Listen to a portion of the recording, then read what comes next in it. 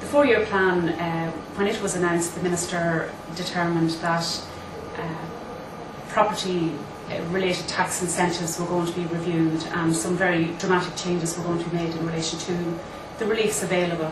And some of our concerns here are around the impact that is going to have on the greater economy overall, and not just directly on people who own those properties.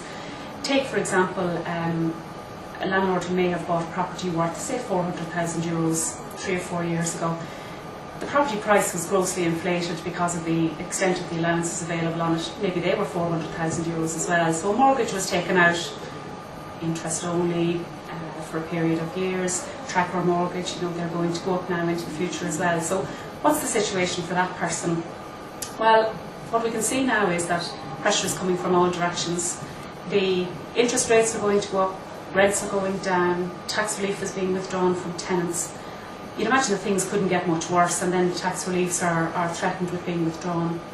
But it's actually even worse than that, because by introducing the uncertainty that he has, the Minister has effectively wiped out the value of those properties overall. So the €400,000 property, what's it worth now? Arguably maybe nothing. But the €400,000 mortgage still has to be repaid. So who else is going to suffer in relation to this? What does it mean overall? Well, what's going to happen to all of these properties? They can't be sold, so no stamp duty, no VAT being released into the system, no capital gains tax, no corporation tax, because everybody's losing money along the way. And it goes even further than that, because many of these properties will head towards NAMA, where there isn't a hope of recovering what they cost to build in the first place. And at the end of the day, who owns the banks? We do.